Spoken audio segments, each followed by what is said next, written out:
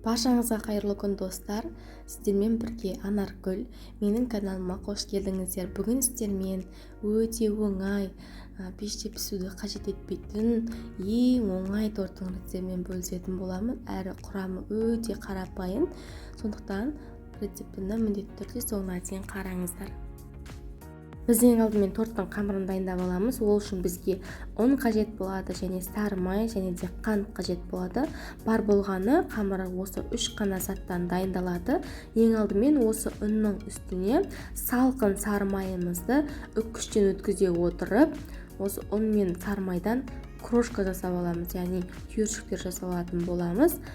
Біздің сары майымыз міндетті түрде жаңа ғана мұздатқыштан шыққан салқын сары май болуы тиіс. Соны ескеріңіздер. Осылай ұнға батырып өткізсеңіздер, сары майларыңыз ерімей әдемі өтетін болады. Барлығын өткізіп болғаннан соң қолымызбен осылай крошка жасап дайындап аламыз. Барлық заттың қанша мөлшерде керек екенін мен описание бөліміне жазып қоямын, сол жақтан қарасаңыздар болады. Мінекей, қамырымызды дайындап алғаннан соң жаңағы алдына дайындап қойған қантты салып жақсылап араластырып аламыз. Қамырымыз дайын. Табамызды қыздырамыз. Қызып тұрған табаға осы жаңағы дайындап алған қамырымызды салып, міндетті түрде тоқтамай араластырып отырып қуыратып боламыз. Табаға ешқандай да май құймаймыз. Құрғақ табаға осы қамырымызды салып, тоқтамай араластыра отырып қуыратын боламыз. Қарасаңыздар, біраз уақыттан соң осылай түйіршіктер пайда болып, сарғайып, ең соңында осылай қып-қызыл болып қуырылуы тиіс. Осындай түске енгенше жақсылап қуырып алыңыздар толықтай. Арасында егер үлкен түйіршіктер шығып жатса, лопатканың көмегімен осылай басып кішкене езіп жіберсеңіздер болады.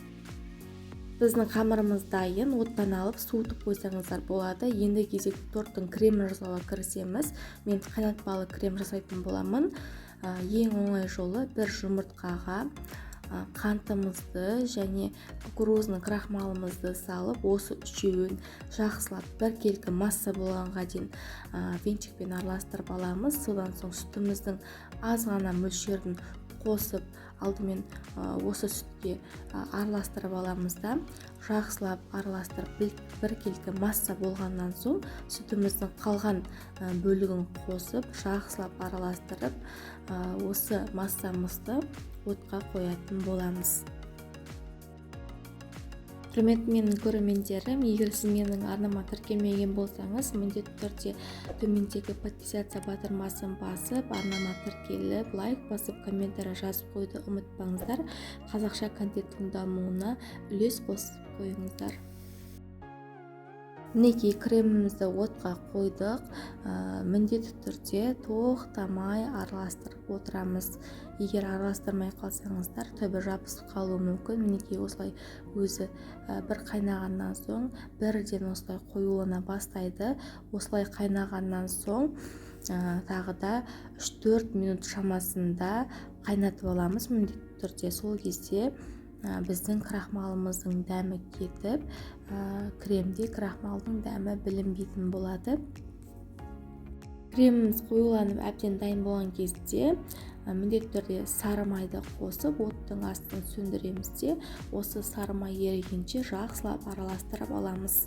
Осымен біздің қайнатпалы креміміз дайын. Неге осылай әдемі біркелкі керемет крем шығады. Тортымызды жинап бастаймыз. Мен тортты 20 диаметрлік формада жинайтын боламын, яғни кіші формада жинаймын. Алдымен осы форманың ішіне осы дайындап алған қамырымызды салып, бір тегістетіп жайып орналастырып аламыз да, осы қамырдың үстіне кремімізді салып шығамыз. Кремді бір жерге емес, осылай әр жеріне жайып салсаңыздар, қазір кремді жаққан кезде ыңғайлы болады. Біркелкі кремді жағып аламыз, және кремнің үстінен тағы да қамыр қойып, қамырдың үстіне тағы да крем жағып, солай кезекпен кезек орналастырып шығамыз.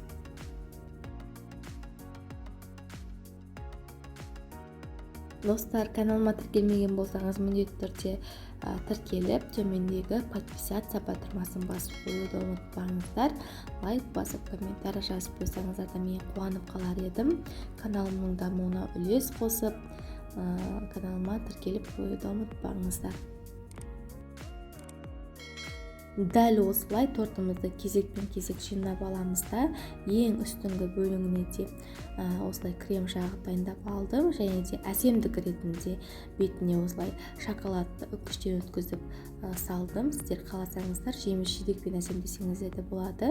Енді 1-2 сағатқа пропиткаға қойып қоямыз. Кем дегенде 1 сағат пропиткаға қойсаңыздар кремі сіңіп өте керемет болады.